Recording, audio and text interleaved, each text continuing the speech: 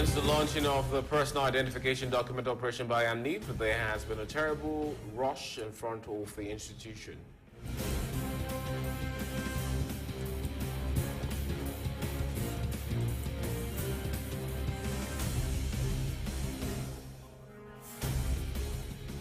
The draw for the position of the logo of political parties on the ballot papers for legislative elections on the 8th of January 2022 took place on Monday.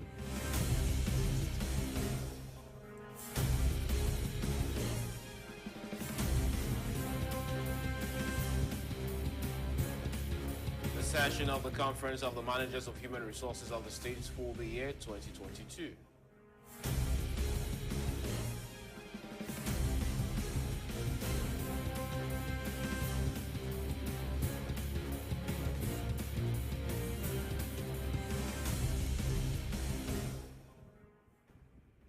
Hello, good afternoon. We're today to Golfe TV AFRICA. Welcome to the 1 p.m. English News. I'm Metohuey ADOGLO with my partner, Hazel OGOIGBE. Now, we start off for stories coming from the local territory as usual. Since the launching of the personal identification documents operation by ANIP, there has been a terrible rush in front of the institution. Worse, it does not have the necessary space to accommodate the crowd seeking these precious documents. To avoid the situation, people suggest ANIP should think of opening multiple branches throughout the country. Hundreds of people come to the ANIP office every day, either for an appointment or to check if the document they need is available. Unfortunately, in either case, you find yourself in an endless queue. As a result, there is a strong congestion of people and vehicles in front of the ANIP headquarters, a situation that hinders the traffic in this area and creates frustration among users. Vous avez vu du monde? Effectivement, il y a du monde. Vous savez pourquoi? Parce que les gens, il y en a qui dorment ici parfois parce qu'ils sont de loin. The place is always crowded and some people are even forced to sleep over because it is compulsory for them to get these documents. And once you come around, you are pretty sure you are going to waste your whole day. Alors qu'à la mairie, là, avant, au moins on fait les formalités, on dépose les dossiers et on retourne chez soi. Mais si maintenant il faut d'abord faire le rang, et c'est le rang qui fait perdre le temps. Some people feel that this situation is not only due to the large number of people in front of the institution, but also to the poor organization and lack of enthusiasm of the staff in charge of the customers. L'ANIP ici, là, il n'y a rien que des désordres organisés encore. Je suis venu ici à 5 heures du matin. They believe this service is not well structured. They need the staff to see into the satisfaction of the populations, because without them, even the workers will be jobless. Something else that the users have difficulty understanding is the inability of ANIP to provide the requested documents in bulk. To simplify this work done by ANIP, some users have made many suggestions. Comme proposition, c'est de changer le cadre, d'élargir un peu, de décentraliser aussi le retrait de ces pièces, pour que peut-être ça soit plus rapproché des citoyens. Pourquoi pas dans les arrondissements. They suggest the institution should open multiple branches throughout the country so that people will not have to travel many miles before getting to the headquarters located in Cotonou. Besides that, the website should really be functional because it is working once a while. Bon, c'est vrai, ils nous ont dit que ça peut se faire en ligne, mais quand vous allez sur le site, ça ne marche pas, hein? Alors quand vous avez un dossier pressé, si vous ne venez pas ici, alors vous allez le porter là. While it is crucial that the population comply with the requirements to have secure documents, it is even more important for the ANIP to decentralize its services in order to provide easy access to all applicants.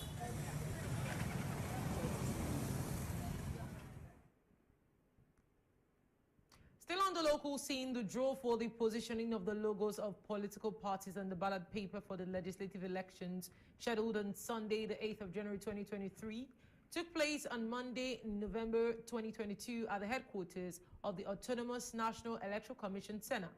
Now, it was in the presence of representatives of 7 political parties in the running and also members of ANEC. More information in the following reports. Barely having passed the difficult stage of the tax clearance and final receipts, the parties in the running for the 2023 legislative elections were invited this Monday, November 21st, for the drawing of lots for the position of their political party on the single ballot. The draw was made in the presence of the 7 political parties running for the 9th legislature in accordance with the Article 32 and 71 of law of the 15th of November 2019 on the Electoral Code in the Republic of Benin. The draw was made in 2 parts. The first was devoted to the running order, and the second to the actual drawing of the positioning of the logos of the political parties on the specimen. Numéro 6. Numéro 2. Numéro 3. At the end of the draw, Moel Benin took the first position, followed by the forces of Courage for Benin and the Democrats, aligned to the first line. In the middle are the Union Progressive and the UDBN on the 4th and 5th place respectively. Then on the 3rd row, at the bottom of the specimen, are the MPL and the Bloc Republican in the 6th and 7th position. Ça s'est passé normalement dans toute la transparence, comme la Sénat nous a appris à le faire désormais. Et nous avons occupé une position, le BA a occupé une position facile d'expression. At the end of the exercise, the party representatives said they were satisfied with the way the draw was carried out and with the positioning of the political parties on the specimen. À droite, tout à fait en bas, et le tour est joué. Nous avançons lentement mais sûrement donc vers les élections. C'est un acte que nous posons chaque fois que nous allons aux élections, donc c'est une formalité. For them, the hardest part is now beginning. They invite all the militants and the sympathizers to put themselves in order to battle for the victory on the evening of January 8, 2023. Quant à notre position sur le bulletin unique, ce qu'il faut faire maintenant, c'est investir le terrain. La position sur le bulletin, oui, mais c'est la position sur le terrain qui importe. After the drawing of lots, there will be, among other things, the publication of the list of voting centers and the stations and the electoral agents selected and the launch of the electoral campaign for the members of the National Assembly scheduled for December 23. So yeah, basically a summary of all. Now let's study sessions of the Conference of the Managers of Human Resources at the State of the Year 2022. At the heart of the discussion, the Code of Ethics and Values and the Modernization of Public Administration. The ceremony took place in the hall of the administrative towers. I invite you to follow Aïda Diatou, Matthias, Minister of Labour and Public Service. Le gouvernement du Bénin s'est fixé depuis 2016 comme l'une des priorités dans ses orientations stratégiques de développement. The government of Benin has set as one of the priorities in its strategic development orientations the modernizations of the public administration. The achievement of this objective requires major reforms because of the words that undermine the public administration, namely politicization and corruption that hinders its performance and credibility. To reverse the trend and fight against unsavory behaviors, it seemed necessary to proceed with the review of the Code of Values and Ethics of the Public Service and of a certain number of legislative texts, and to participate in the design of tools for the modernizations of the management of disciplinary files in the integrated system of human resources management. À la conception des outils de modernisation de la gestion des dossiers disciplinaires dans le système. In an approach of governance, we will discuss our subjects without restraint in order to be debated during the session, namely the Code of Ethics and Values of the Public Administration. It is a reference instrument for synchronizing positive behaviors respectful of the values of the laws and texts in force, capable of contributing through its application to the realizations of the different reforms that the government is in charge of putting in place. Then, the management of the disciplinary files. This topic will allow us to appropriate tools conceived to facilitate the effective management in the system of the disciplinary files of the faulty agents. It is a subject, seems to me, particularly worthy of interest because of the challenges related to the strategic vision of the advent of a quality administration in our country. Thus, during the course of the present meeting, You will have to soak up the contents of the Code of Ethics and Values of Public Administration and the taking of disciplinary sanction in our field. I would therefore like to count on a quality contribution at the beginning and your commitment worked for the event of a Republican public administration at the service of the general interest and restore ethical and moral values. I therefore declare opened the session of the Conference of Human Resources Manager of the State for the year 2022. Et votre engagement à œuvrer pour l'avènement d'une administration publique républicaine au service de l'intérêt général et respectueuse des valeurs éthiques et morales, je déclare donc ouverte la session de l'année 2022 de la Conférence des gestionnaires des ressources humaines de l'État au titre de l'année 2022. Away from the local scene, today joining us via Zoom is the manager of K-Lab in Rwanda, Yeta Kamikaze. Now, Yeta Kamikaze is one of the Africans seeking and practicing intra-African connectivity.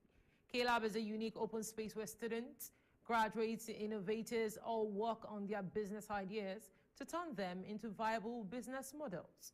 More information in the following interview. It is irrefutable that tech is the future. For decades, African governments have daily awarded rights and huge financial packages to Western countries to solve Africa's technological problems, problems that are acutely intrinsic into our way of life. Don't get me wrong, Western technologies have greatly helped the continent, providing a plethora of job opportunities to Africans. But at what costs are we as a continent charged for seeking help overseas? Like Thomas Sankara of Burkina Faso said, only Africans can solve African problems. In the context of tech ecosystem in Africa, I believe Sankara's word still holds true. Truly, this is the way forward. Africans solving each other's problems in our tech ecosystem. The AfriLabs community is a prime example of this concept. In the last decade, tech hubs in Africa have exploded, with Nigerians in Africa perched at its summit. Still, Africans in tech space are constantly solving problems for fellow Africans, not waiting for the West.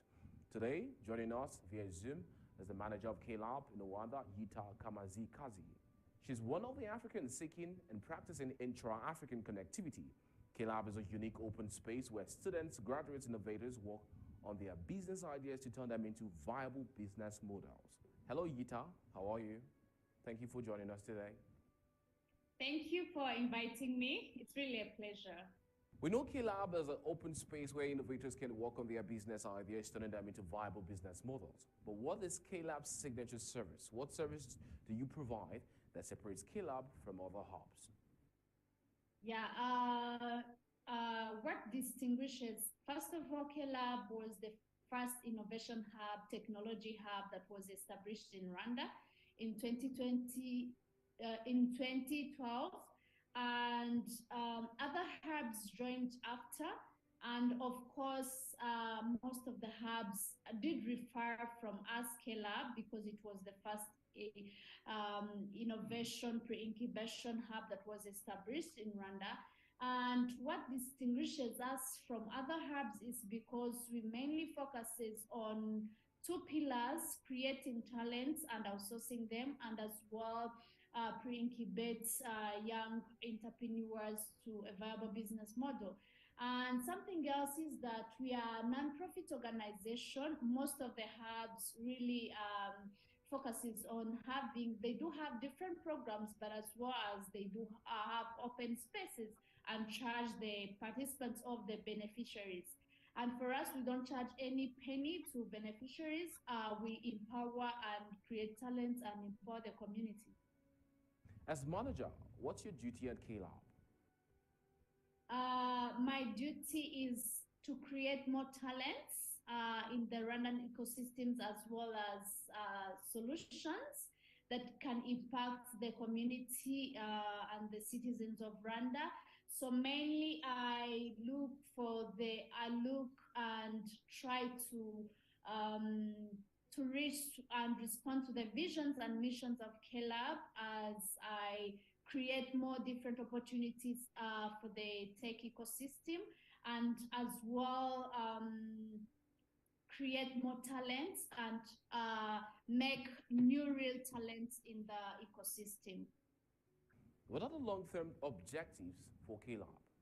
One of our objectives is to set a KLab campus, which is one of finding a land and establishing a campus of technology innovators where each and every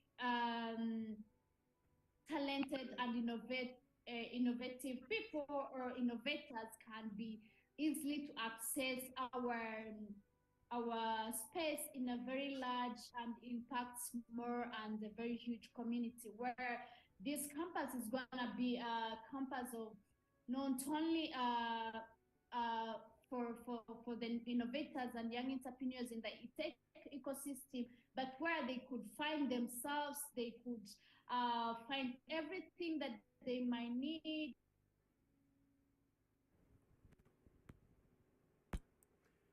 The United Nations COP27 Climate Summit has approved the creation of a special fund to cover the damages suffered by vulnerable nations affected by global warming. The 2 week talks have switched from fears the whole process could collapse to hopes of a major breakthrough on a fund for climate loss and damage. The United Nations COP27 Climate Summit has approved the creation of a special fund to cover the damages suffered by vulnerable nations affected by global warming. The 2 week talks have switched from fears that the whole process could collapse to hopes of a major breakthrough on a fund for climate loss and damage. It is a huge achievement to get an agreement to establish a loss and damage fund after 30 years of small island states, vulnerable countries, developing countries, trying to get this on the agenda. Now, sitting here at COP27, to get this agreed to is the result of a collective struggle. Excited, very, very excited. This is a very positive result from 1.3 billion Africans. Yes. Very, very exciting because for us, success in Egypt was going to be based on what we get from loss and damage. Delegates applauded after the fund was adopted early on Sunday, the 20th of November, following days of marathon negotiations over the proposal. Senior coordinator of the African Group on Loss and Damage, AFRCA Loga, said it was an important step. An informal coalition of high-ambition countries called for strong language on cutting emissions, moving away from planet-hitting fossil fuels, and reaffirming the 1.5C goals. The European Union even threatened on Saturday to walk out rather than having a bad decision. Talks still need to approve a range of decisions and a final COP27 statement, including a call for a rapid reduction of emissions in order to meet the ambitious goal of limiting global warming to 1.5 degrees Celsius from pre-industrial levels. It's a symbolic day in terms of the impact that this decision will have on the future. Developing countries have been fighting for 30 years to have a fund, to have recognition of the losses and damages associated with climate change. Today in the morning when I left my hotel at 2 a.m., I didn't think we were going to get this deal. And there was understanding from everyone. The deal we have is a deal that reflects the collective will of all the countries. The deal on loss and damage originally struggled to make it onto the negotiation agenda. Attention now turns to whether the summit will agree on a final statement. Scientists say limiting warming to 1.5 degrees Celsius is a far safer guardrail against catastrophic climate impacts, with the world currently far off track and heading for around 2.5 degrees Celsius under current commitment and plans.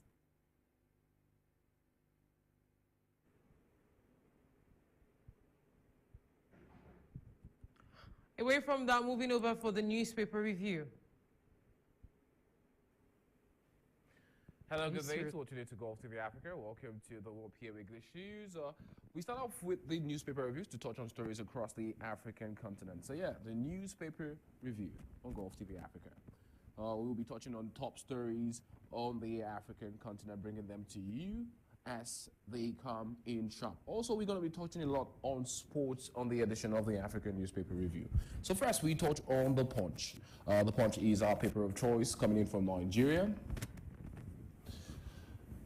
The front page of The Punch reveals private sector predicts factories are shut down higher bad loans. We have that on page 29 of The Punch Nigeria. Let's take a look at that. We'll put that in red as we go into that.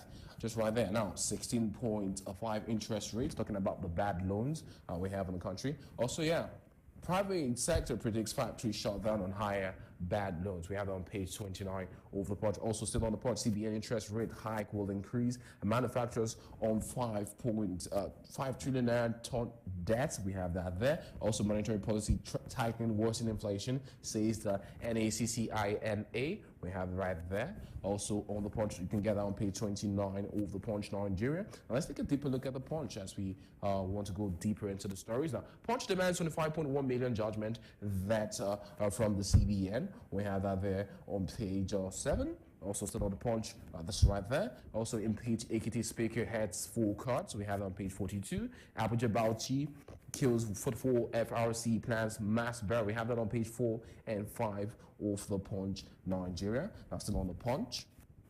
Take a deeper look going down. Buhari inaugurates 3 billion odd exploration project. We have just right there, and you can see a picture of Buhari doing the deed. Now, exploration has been Nigeria has lead for a very long time on fuel and oil exploration, and it is something that has benefited the country for a very long time. This is one of the main incomes, revenue sources of the country. Now, still on The Punch coming down, looking at the top hand of the paper, it says, we do apologize for this little bit. Now, Atiku Obi meets can tackle APC governors. We have that on page 2, just right there.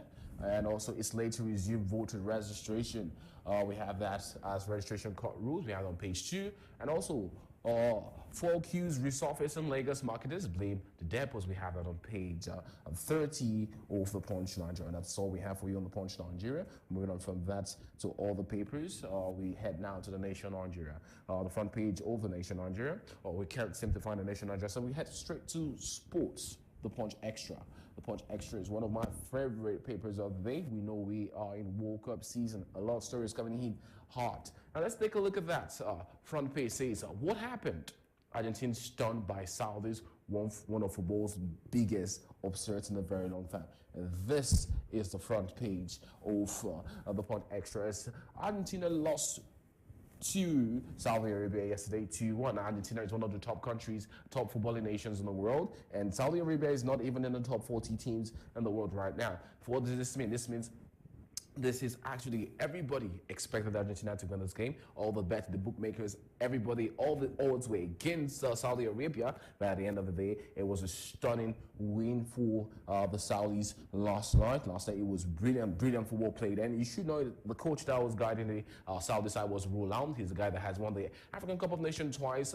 Once with Zambia and once with Cote d'Ivoire. So yeah, brilliant game coming in there. They played really beautiful football right there. Also, still looking at the Punch Extra. Let's take a look up. No excuse for defeat. Messi has come up now. Messi has been goated on this particular event. Messi has, the last thing Messi hasn't won is the World Cup. It's the only thing Messi hasn't won. He's won the Ballon d'Or. He's won the Copa America. He's won everything there is to win, but the World Cup. And, you know, Maradona has won the World Cup. So it's one of the things Maradona has that Messi does not have right now. So, yeah, very disappointing debut for the World Cup. Also, right now, we made history. I'm talking about Renault, how he's won the African Cup of Nations twice, once with Zambia and also once with Ivory Coast. Now, Saudi declared public holiday after historical win. Now, this means the Saudi Arabians are so happy and so proud of their accomplishment. MBS has come out to declare a public holiday after that historic win versus the great Argentine side. Argentina has won the World Cup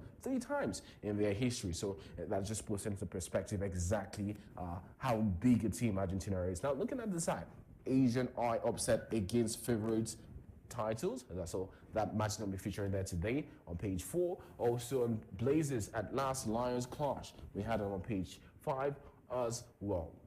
Let's take a deeper look into our world of sports as we take a look at some of the top stories coming in from the world of sports, especially on the World Cup. Now let's take a look at some trending stories. Now, still on the World Cup. Let's break that down for you a little bit there. So still on the World Cup, a lot of games will be coming in sharp and fast as the World Cup kicks in, and we want, this is all it's all about.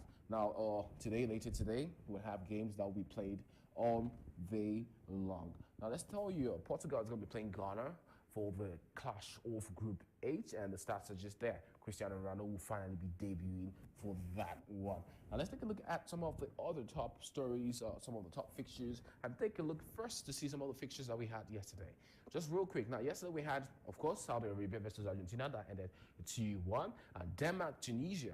That was a very disappointing game there, but yeah, the Tunisians were very happy about this particular result. We had that there. They played 0-0, it was all 0 draw, and very disappointing for the Danes right there. Mexico, Poland played is all 0-0 draw, and also France versus Australia. That match ended 4-1 with France making the one win there, and Mbappe getting a lot of goals, and Giroud also getting 2 goals, a brace on the night. It was a fantastic game. Today we're going to be having Germany versus Japan. In Japan, we just talk about the upset that's supposed to happen. It's going to be debuting by 2 p.m. today. Also, we have Morocco, Croatia. Morocco-Croatia is going to be by 11 p.m. today. And also Spain versus Costa Rica. So that's going to be later by 6 p.m. today. And then for the evening game on Group F, we have Belgium versus Canada. That will be at 8 p.m. today. You should watch out for that. The Belgian side is a very fine side. Also, the Canadian side have very fine footballers. All very, very promising for future games. Now, let's take a look at some of the stats we have for you. I told you, as the World Cup kicks in, as it depends in, the stats are going to get deeper and deeper. Now, first off, we have still Bukayo Saka, still the top scorer. He and Valencia sharing the sports. 2 goals, all goals. They separate the park. They are the top 3. Iran also has 2 goals. Giroud has 2 goals as well. May I beg your pardon? We have 4 players that have 2 goals. So we have we're seeing them leave the park now. So this is what we have there. And then Valencia, Bukayo Saka, Mehdi Taremi, Oliver Giroud, all on 2 goals each. Now, as France called 4 goals yesterday, a lot of French were on the score sheet. Now, still the same. Sterling, Timothy Weah. Also, we should talk about Timothy Weah. There's a story about Timothy Weah. Now, Timothy Weah is the son of Liberian president and Liberian legend John Thomas Weah. So yeah, a very, very, very happy day for Liberians yesterday as Tim Weah came out and scored the first goal for the United States in the World Cup. And also, he's the only Liberian player to have scored on the World Cup. His father is a great man. His father won the World Cup, but his father still has never featured in the World Cup. His father has never featured in the World Cup. The father has never scored in the World Cup. So, yeah, his father was on side to celebrate that goal with his son. Very proud moment for the father right there yesterday. Let's take a look at some of the passes, some of the assists here. Harry Kane still leading a lot with 2 assists. Adrien Rabiot also on that list. We have a lot of ones. All very fine assist makers. Dembele also featuring on the assist list. Theo Hernandez, Marquez, Luke Shaw, Kylian Mbappe, Harry Maguire, Frank de Jong, Christian Pulisic, Carl Wilson. All those players all featured in it. But as the tournament kicks in and depends in onto the 2nd, 3rd week, we're going to get a lot more stats on this. Now, let's take a look at some of the trending stories across the World Cup. So, yeah, World Cup fans. Also, there's been a lot of controversy about the LGBTQ. This is a picture yesterday just symbolizing just how catastrophic that was yesterday. We have the Argentine crying there.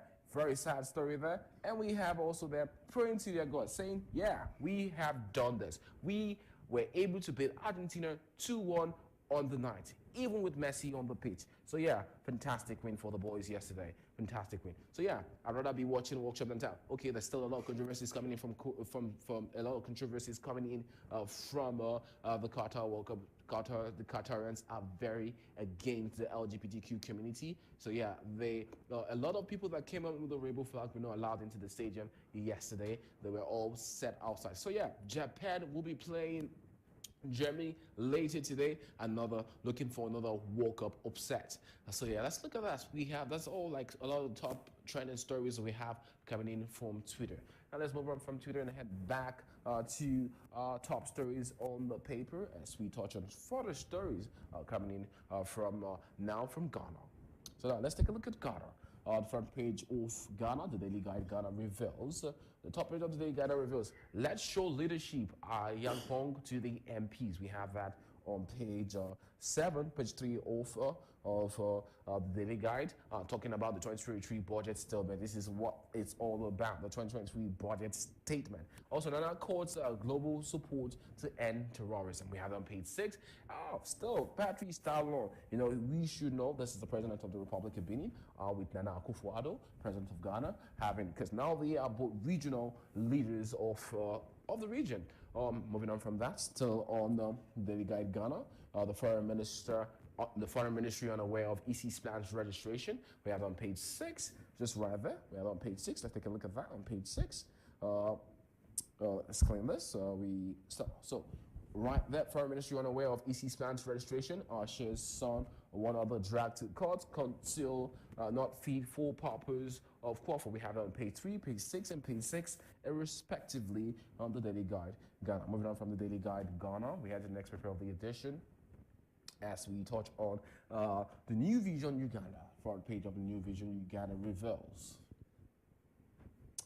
Court, Major General Kaligun Goza evicted and fined 200 million shillings. 200 million shillings, that's a lot of money. Why? You can get that on page 30 for the final details of that particular story. Also, Toto pull out opportunities in drawing competition and pass O-level in physics. We have that there also on the New Vision Uganda. Now, the top page says that Parliament approves 2 trillion shillings for electricity access project. Now, this is very important. Electricity is a very big project, a very big problem in a lot of African countries. And same with Nigeria. We have that on page 7.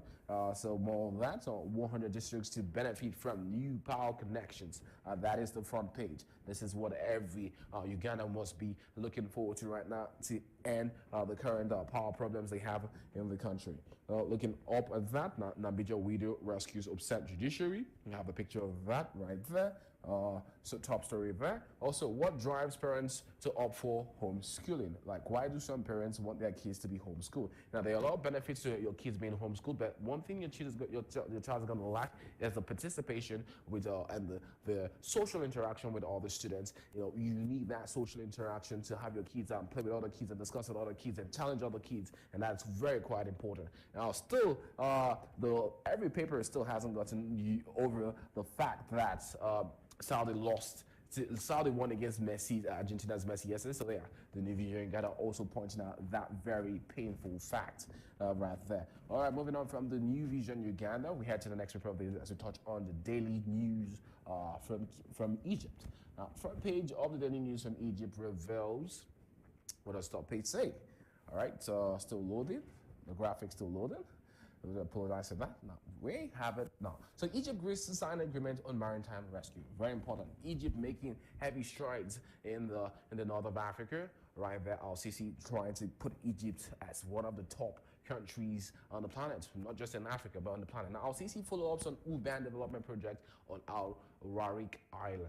We have that on page 9 of the daily news from Egypt. Also, external debt service payments amount to $26.3 billion in FY 21 to 2020, said the central bank has revealed. We'll have just right there as well. Still in Egypt making a lot of huge projects, mega projects, looking into the future. Now, let's say Hishman Izizi Arab returns to CIB experienced board members. We have that right there. And as they got approval from the central bank to assume a new post, we have that there on page 7 of the daily news from Egypt. Also, Egypt's migratory soaring birds. Egypt's migratory soaring birds project selected as model for GEF project for 2022. We have that on page 8 over the New Vision Uganda. The daily news Egypt. Now, moving on from Egypt, we head to the last paper of the edition as we touch on the Star from Kenya. The front page of the Star from Kenya reveals. Let's look at the headlines. The headline says, Why wash threatens your job. Now, experts have warned rampant money laundering could cut Kenya off international finances system. Now, money laundering is a big crime that a lot of politicians have been found guilty of trying to push money from one country to another, and because they can't go through the bank, they leave a paper trail. They have to move the money by themselves. You need to declare how much money you're traveling with, and every country has a limit, a cut cap of how much money you can be with. And some of those guys go on ahead to hide the money and try and launder money to try and steal money. So yeah, moving on from that, authorities conducting tests on recalled ARVs. We have that there. How big it's. What I learned from my visit to Kenya, philanthropy. We have it on page 7. Also, disabled man.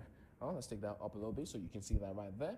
Also, disabled man agony waiting for 1.6 million shillings in cash. We have that right there on page 4, or the Star from Kenya. And also the front page, mother as son 11 dies of mysterious circumstances. Just right there, very sad story there.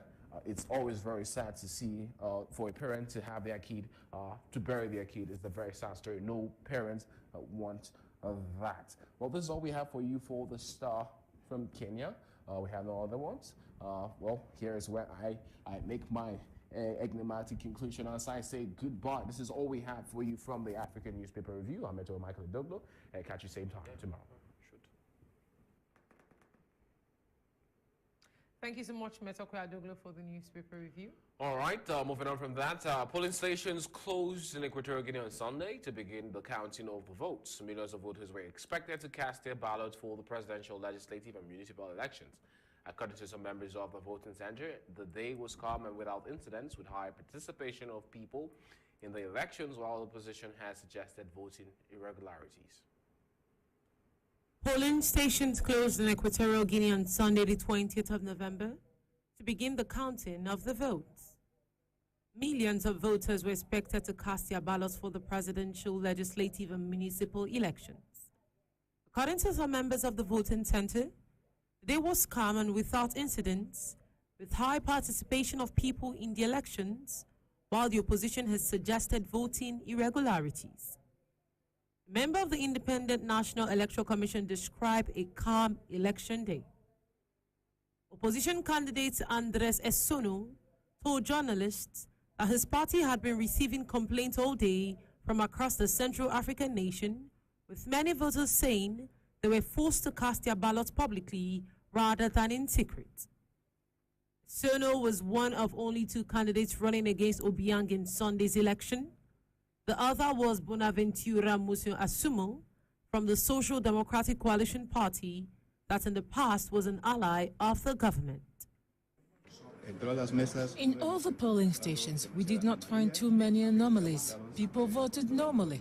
The small disturbances are due to the lack of communication between the instructors and the members of the polling station.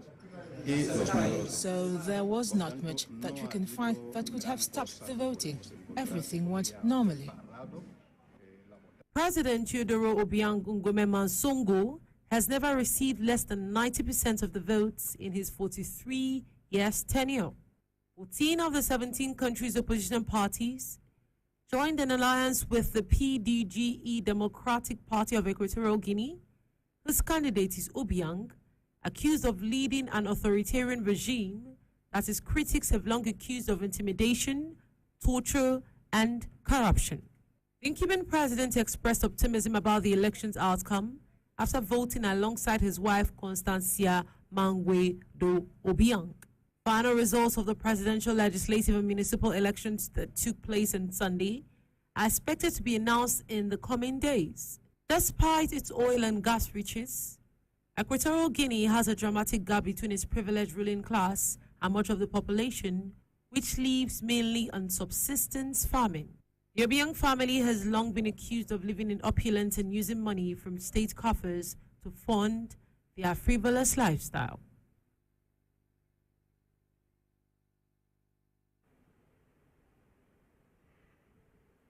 And now, dear viewers, to conclude this news edition, here's a recap of our top stories. Since the launching of the Personal Identification Document operations by the ANIP, there has been a terrible rush in front of the institution. We also saw that the draw for the positioning of the logos of political parties and ballot paper for legislative elections, scheduled for Sunday, the 8th of January 2023, took place on Monday. The session of the Congress for the Managers of Human Resources of the State for the year 2022 And so we conclude this news edition. For more information around the world, you take a look at our social media handles. You can check us on Facebook, Instagram, Twitter. Now on YouTube, you can get us on Golfe International. That's Golfe Inter on YouTube to stream our contents live, and also to get the fragmented reports of our reports. You can get that on Golfe Medias. I'm Metohuey with my colleague Hazel OGOIGBE. Thanks for tuning in, and enjoy the rest of your day.